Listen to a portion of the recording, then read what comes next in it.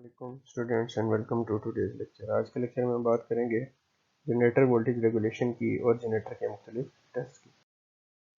Contents की अगर बात करें तो वोल्टेज रेगुलेशन की डेफिनेशन देखेंगे, वोल्टेज रेगुलेशन मालूम करने के मुख्तलिफ तरीक़ों के नाम देखेंगे और एक ख़ास तरीके को डिस्कस करेंगे और इससे रिलेटेड जो है डिफरेंट कॉन्सेप्ट को ऑब्जर्व करेंगे। और जनरेटर टेस्ट में हम resistance test, open circuit test और शॉर्ट सर्किट टेस्ट की हम बात करेंगे। वोल्टेज रेगुलेशन, वोल्टेज रेगुलेशन को कुछ यूँ डिफाइन किया जा सकता है: the ratio of change in terminal voltage at full load to the rated terminal voltage. यानी जनरेटर में जो भी वोल्टेज की तब्दीली होती है लोड लगाने पर, अगर उसको ट्रांसफार्मर की टर्मिनल वोल्टेज से तकसीम कर दिया जाए तो इस निस्बत को वोल्टेज रेगुलेशन कहते हैं। एक बार फिर मैं रिवाइज कर देता हूँ कि जनरेटर की फुल लोड पे होने वाली वोल्टेज की तब्दीली को अगर रेटेड टर्मिनल वोल्टेज से तकसीम कर दिया जाए तो इसको वोल्टेज रेगुलेशन कहते हैं। इक्वेशन में भी आप देख सकते हैं कि रेटेड टर्मिनल वोल्टेज V है और नो लोड पे जो EMF बन रही है वो E नॉट है। तो अगर चेंज इन वोल्टेज यानी नो लोड से फुल लोड पर जो वोल्टेज की तब्दीली है उसको रेटेड टर्मिनल वोल्टेज से तकसीम कर दिया जाए तो इसको वोल्टेज रेगुलेशन कहा जाएगा। तो सवाल ये पैदा होता है कि वोल्टेज चेंज क्यों होती है। तो इसका बहुत डिटेल में हमने जवाब जो है वो अल्टरनेटर और लोड वाले लेक्चर में कवर कर लिया है, लेकिन सरसरी सा मैं यहाँ पे दोबारा रिवाइज कर देता हूँ कि तीन फैक्टर्स हैं जिसकी वजह से वोल्टेज ड्रॉप होता है: जनरेटर की रेजिस्टेंस, जनरेटर की लीकेज रिएक्टेंस और जनरेटर का आर्मेचर रिएक्शन। ये तीन वोल्टेज में कमी का बायस बनते हैं जब भी जनरेटर में से करंट जो है वो ड्रॉ होता है। क्योंकि जनरेटर का जो वोल्टेज है वो आर्मेचर रिएक्शन से भी ड्रॉप हो रहा है और आर्मेचर रिएक्शन जो है वो लोड करंट और लोड पे डिपेंड करता है। यही वजह है कि टर्मिनल वोल्टेज जनरेटर के जो है वो लोड के हिसाब से तब्दील हो सकते हैं। तो आप देख सकते हैं कि अगर यूनिटी लोड होगा यानी रेजिस्टिव लोड होगा तो टर्मिनल वोल्टेज में कमी आएगी, लेकिन इतनी सवियर कमी नहीं आएगी as compared to lagging load यानी इंडक्टिव लोड लगा होता तो ज़्यादा वोल्टेज जो है वो ड्रॉप करते हैं। जबकि लीडिंग के केस में आप देख सकते हैं कि क्योंकि उसका आर्मेचर रिएक्शन मैग्नेटाइजिंग होता है, दोनों एक दूसरे को सपोर्ट करते हैं, तो टर्मिनल वोल्टेज कम होने की बजाय टर्मिनल वोल्टेज ज़्यादा हो जाते हैं। अगर वोल्टेज रेगुलेशन की अहमियत की बात की जाए तो जनरेटर पे लोडिंग की वजह से जो भी टर्मिनल वोल्टेज की तब्दीली होती है, वोल्टेज रेगुलेशन उसको मालूम करने में हमारी हेल्प करती है। तो वोल्टेज रेगुलेशन की कीमत से हमें अंदाज़ा होता है कि जब भी लोडिंग होगी तो टर्मिनल वोल्टेज किस हद तक तब्दील होंगे, और एक अल्टरनेटर वही अच्छा होगा जिसकी टर्मिनल वोल्टेज लोडिंग से तब्दील ना हो, यानी ऐसा अल्टरनेटर जिसकी वोल्टेज रेगुलेशन सिफर होगी या सिफर के करीब होगी वो अच्छा अल्टरनेटर होगा एज कम्पेयर टू जिसकी वोल्टेज रेगुलेशन की वैल्यू ज़्यादा होगी। वोल्टेज रेगुलेशन मालूम करने का एक तरीका तो ये है कि जनरेटर के साथ डायरेक्ट लोड कनेक्ट करके उसकी वोल्टेज मालूम कर ली जाए लोड पे और विदाउट लोड।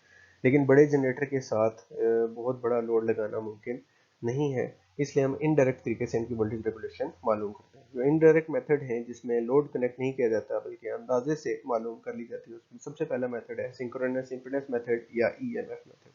दूसरा मेथड का नाम है एम्पेयर टर्न्स मेथड या एमएमएफ मेथड, और तीसरे मेथड का नाम है ज़ीरो पावर फैक्टर मेथड या पोर्टियर ट्रायंगल मेथड।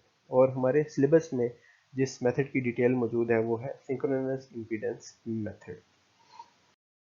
तो सिंक्रोनस इम्पीडेंस मेथड, जिसको ईएमएफ मेथड भी कहते हैं, इसमें वोल्टेज रेगुलेशन डायरेक्टली मालूम नहीं की जाती बल्कि इनडायरेक्टली, यानी मैक्सिमम लोड पे जनरेटर को नहीं डाला जाता बल्कि इनडायरेक्ट तरीके से हम ये मालूम कर लेते हैं। सिंक्रोनस इम्पीडेंस मेथड के तीन स्टेप हैं।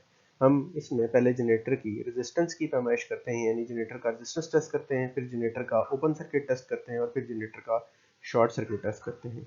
ये इनडायरेक्ट मेथड है, कभी भी इस पे लोड नहीं डाला जाता, लेकिन क्योंकि इनडायरेक्ट मेथड है इसमें असल लोडिंग का हमें अंदाज़ा नहीं, तो ये अंदाज़ा लगाता है, अंदाजन मेथड है।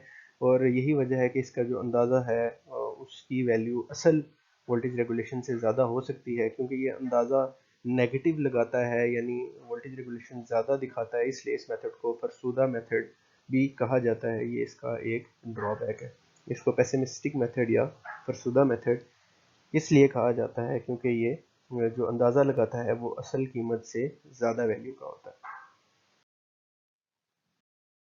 ट्रांसफार्मर टेस्ट में सबसे पहले जो सिंक्रोनस इम्पीडेंस मेथड भी हमें टेस्ट चाहिए था, उसमें था जनरेटर रेजिस्टेंस टेस्ट। तो जनरेटर की रेजिस्टेंस कैसे मालूम की जा सकती है? तो जनरेटर की रेजिस्टेंस मालूम करने के लिए बहुत ही सिंपल टेस्ट हम करते हैं कि आर्मेचर के साथ हम डीसी वोल्ट मीटर और डीसी करंट मीटर लगाते हैं और इसको डीसी सप्लाई फराहम करते हैं। जैसे आप देख सकते हैं कि यहाँ पे एक स्टार कनेक्टेड आर्मेचर हमने दिखाया है और इसको हमने डीसी सप्लाई दिया और डीसी वोल्ट मीटर और डीसी करंट मीटर लगा के हमने डीसी वोल्टेज और डीसी करंट इसमें से मालूम कर लिए। तो अगर मैं पॉइंट बाय पॉइंट चलूँ तो जनरेटर रेजिस्टेंस टेस्ट का मकसद जनरेटर की पर फेज रेजिस्टेंस मालूम करना है। सर्किट डायग्राम मैंने यहाँ पे दिखा दी है कि आर्मेचर की दो वाइंडिंग जो कि यहाँ पे स्टार कनेक्टेड है उनके साथ मैंने डीसी सप्लाई लगा के डीसी वोल्ट मीटर और डीसी करंट मीटर लगा दिया है, वोल्ट मीटर पैरेलल में और करंट मीटर सीरीज में। अच्छा, अब अहम बात इसमें यह है कि जनरेटर ने एसी सप्लाई हमें फ्राहम करनी है, लेकिन मैंने यहाँ पे डिजाइन किया है। एक कॉन्सेप्ट है जिसको स्किन इफेक्ट कहते हैं। उस वजह से जब एसी करंट गुजरता है कंडक्टर में से तो वो इलेक्ट्रॉन जो है तमाम सरफेस में से नहीं गुजरते बल्कि सिर्फ और सिर्फ सतह से गुजरते हैं, स्किन से गुजरते हैं, जिस वजह से जो कंडक्टर है उसकी इफेक्टिव रेजिस्टेंस में इजाफा हो जाता है। यहाँ पे भी यही कॉन्सेप्ट जो है वो अमल में आएगा और डीसी की वैल्यू रेजिस्टेंस की जो होगी, जो हम इस टेस्ट से मालूम कर रहे होंगे, वो एसी की वैल्यू के बराबर नहीं होगी, बल्कि एसी की वैल्यू के बराबर लाने के लिए स्किन इफेक्ट की वजह से ये इनइक्वालिटी आई है और स्किन इफेक्ट के इस असर को पूरा करने के लिए एक्सपेरिमेंटली देखा गया कि डीसी रेजिस्टेंस को अगर 1.5 के फैक्टर से मल्टीप्लाई कर दिया जाएगा तो वो एक जनरेटर की एसी रेजिस्टेंस का अंदाज़ा लगा सकेगी। तो हम पहले इस टेस्ट से डीसी रेजिस्टेंस मालूम करेंगे और फिर इसको 1.5 से मल्टीप्लाई करके एसी रेजिस्टेंस को मालूम कर लेंगे। ये जनरेटर का रेजिस्टेंस टेस्ट। अगर जनरेटर के ओपन सर्किट टेस्ट की बात की जाए तो इसका मकसद जनरेटर को विदाउट लोड यानी ओपन करके चलाना है। सर्किट डायग्राम आपको यहाँ दिखाई गई है। हम फील्ड को सप्लाई फ्राहम करेंगे जबकि जो आउटपुट है यानी जो आर्मेचर है वाइंडिंग है थ्री फेज, उसको हम ओपन रखेंगे और सिर्फ एक वोल्ट मीटर उसके साथ जो है वो हम कनेक्ट करेंगे। इस टेस्ट को करने का तरीका ये है कि हम सबसे पहले जनरेटर को सिंक्रोनस स्पीड तक लेके जाएंगे। सिंक्रोनस स्पीड तक लेके जाने के बाद हम फील्ड की कीमत जो है फील्ड को सप्लाई फ्राहम करेंगे और आहिस्ता आहिस्ता फील्ड की वैल्यू को बढ़ाते जाएंगे। जैसे जैसे हम फील्ड की वैल्यू को बढ़ाते जाएंगे हम स्टेप बाय स्टेप हर एक स्टेप पे जो है जनरेटर की वोल्टेज को मालूम करेंगे कि जनरेटर कितना आउटपुट बना रहा है।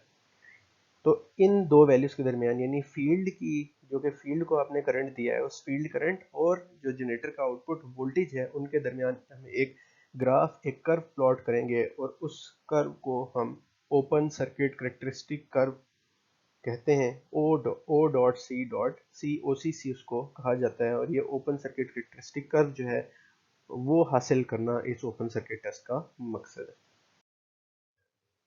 शॉर्ट सर्किट टेस्ट में हम जनरेटर को इसी तरह फील्ड से कनेक्ट करेंगे और उसकी जो आउटपुट वाली साइड है जो एसी आउटपुट है उसको हम आपस में शॉर्ट कर देंगे और सिर्फ वहाँ पे करंट मीटर लगाएंगे। सर्किट डायग्राम में आप देख सकते हैं। तो इसमें कंडीशन ये है कि हमने इसको फुल लोड पे चलाना है यानी इसको आपस में शॉर्ट कर देना है इसकी वाइंडिंग को। तरीकाकार ये है कि इसी तरह पहले हम इसको सिंक्रोनस स्पीड तक जनरेटर को चलाएंगे।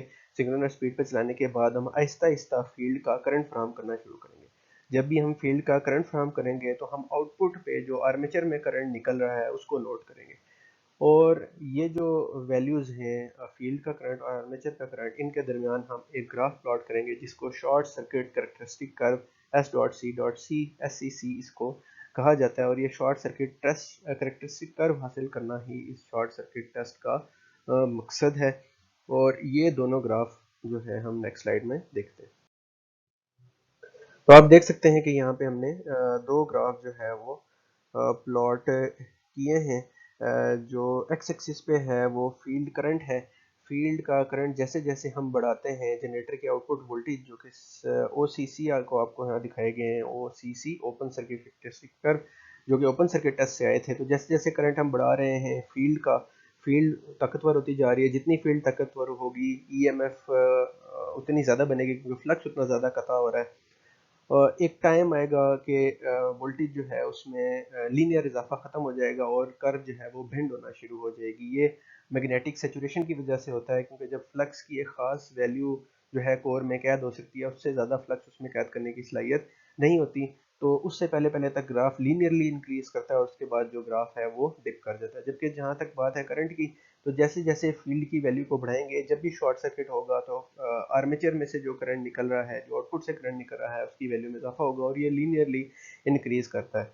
आप देख सकते हैं कि हमने करंट वाले ग्राफ को एक लिमिट के बाद डॉटेड दिखाया हुआ है। उसकी वजह यह है कि हम मशीन को नुकसान पहुंचाने से पहले पहले ही उसको हम करंट उसका कट कर देते हैं। मैक्सिमम वैल्यू ऑफ करंट हम उसमें से नहीं गुजरने देते, बल्कि बहुत थोड़ी वैल्यू करंट की गुजरने देते हैं और बाकी हम अंदाजन जो है ग्राफ को मुकम्मल कर लेते हैं। यही वजह है कि इस मेथड में यहाँ पे हम फुल लोड लगाए बगैर जो है वैल्यू मालूम कर सकते हैं। तो आप किसी भी पॉइंट पे अगर आपने वोल्टेज और करंट जो आर्मेचर में से निकला है उसको मालूम करना हो, तो आप जस्ट फील्ड करंट वो वाला सेलेक्ट करें।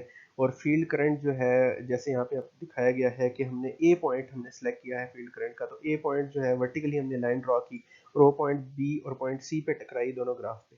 पॉइंट बी जो है वो फुल लोड करंट दिखा रहा है आर्मेचर में से गुजरने वाला, और पॉइंट सी जो है वो फुल लोड वोल्टेज दिखा रहा है जो कि आर्मेचर में उस टाइम पे थी। अगर इस फुल लोड करंट और फुल लोड वोल्टेज को डिवाइड कर लिया जाए तो हमें इस जनरेटर की इम्पीडेंस जो कि ZS है वो मिल जाएगी।